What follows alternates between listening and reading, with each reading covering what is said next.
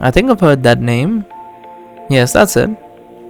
The white-haired woman takes out her personal device and puts it next to her ear. She begins softly, as if making a phone call. No, you don't remember anything. Call at 3 a.m. and everything about it. You don't need to remember any of that.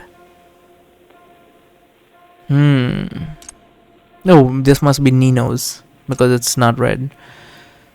Stray cat and dog, now that are resolved. So return here, finishing up the final work. Yeah.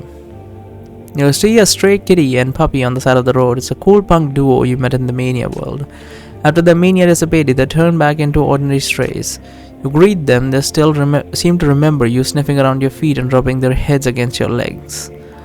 You remember the candy you bought at the grocery store but never ate. You unwrap the candy and put it in your hand. They come over to sniff it but doesn't seem interested. You tell yourself that when you have the chance you should come here to feed them. Just take them away. Billboard Girl 4. You see the girl from the billboard again, lounging lazily on her side on the highest point of the city, but she no longer speaks. For a split second you feel as though she looked at you again and smiled at you, but you quickly realize it's just your imagination. She is still mechanically swaying her body in the billboard to attract customers, but you notice that the girl's demeanor seems to have changed a bit. She no longer resembles a billboard girl, but rather a goddess overlooking the city at night from high above. Car lights shine through the neon lights, pulling your thoughts back to reality. When you look up again, you see the girl winking mischievously in your direction. That is so concerning. That is so concerning, because this world of Mania, so many things are sentient then. Like, this is one of the events that's happening in this area. Like, can you imagine, like, out in the open where Mania is just running rampant, where humans don't live? How much effect it must have on everything. That's so insane to think about. Let's look at this.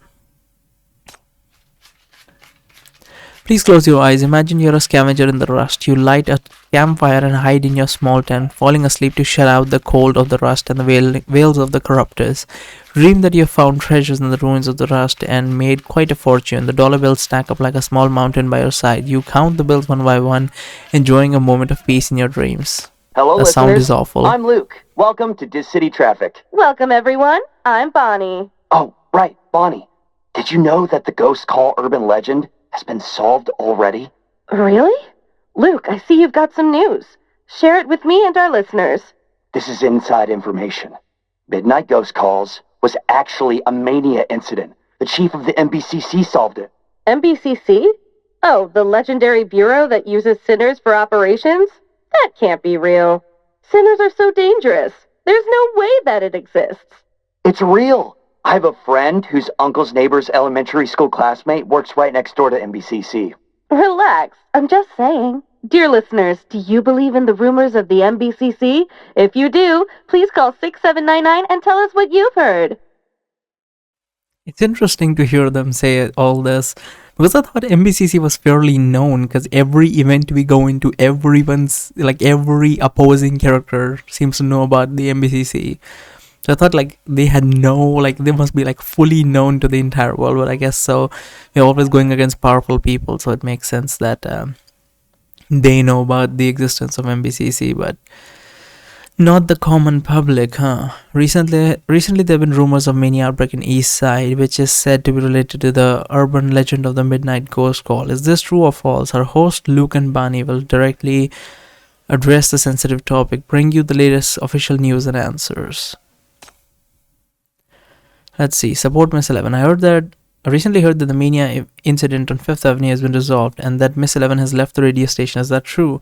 I listened to the final farewell episode of Call at 3 a.m. It's a shame that the Miss 11 didn't show up, but as long as you're all safe, that's all that matters. If you have any information about Miss 11's whereabouts, please let me know. I'll forever listen to Miss 11's channel, always support her. So she's just gone. That's why we can't find her. I'm really absurdly annoyed by the tracking skills of the MBCC. Like, it's making, like, FAC, MBC, all these, Fifth Avenue. There's so many agencies here. The 6th agency, whatever it's called. 7th agency, what was it? I don't remember.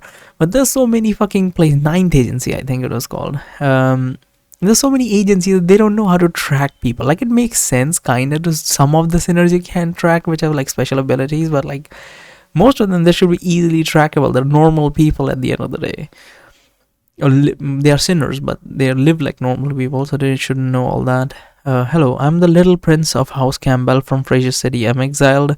I got to this city because of my family feud, and I'm now in Syndicate. I've met some very bad people and some gang members. Now need your help. Send me 300 disc coins. I can return to Fraser. Once this is settled, my sister Irene will surely award you handsomely. My number is 1453. Please dial this number now and help me take back Fraser. 1453, huh? Let us do that actually. 1453. Let's see what that does. 1453. I'm the Prince of Campbell family. Please send me money.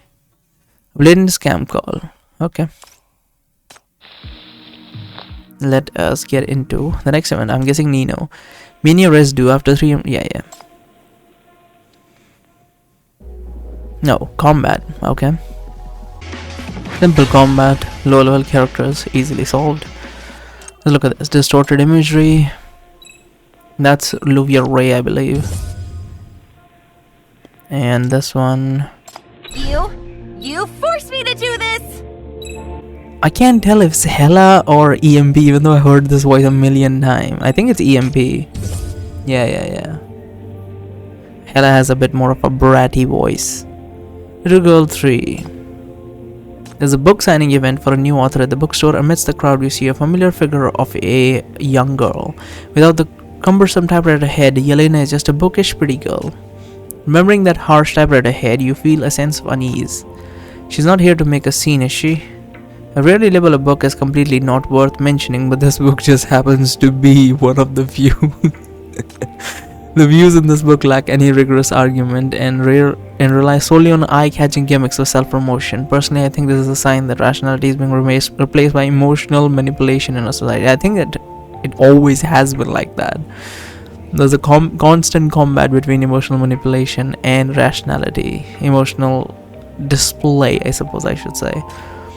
However, this book is well written and the writing style is somewhat interesting, but applied to such a theme, it feels like trying to fit a square peg into a round hole. Perhaps a more suitable label for this book would be... What? Hold on. Perhaps a suitable label for this book would be a collection of bizarre stories. The girl adjusts her glasses, her gaze fixed on the author, showing no signs of backing down. My book will also be displayed here in the future, open to everyone's scrutiny. I believe I can do better than you. Such a sharp review. You're a really confident girl. When your book gets displayed here, remind me to buy a copy so I can admire your work. The argument you expected didn't happen. Yelena criticism is still as sharp as ever, but compared to the harsh, profanity-laden reviews in that strange world, her comments now seem more grounded and insightful. Such frank commentary is hard to bear for those with weak hearts. I look forward to seeing your work on the bestseller list, Yelena. Let's see, Sonic Boom, again one of these. Fuck's sake, what is this happening? We don't usually do like cleanup missions or whatever, but okay.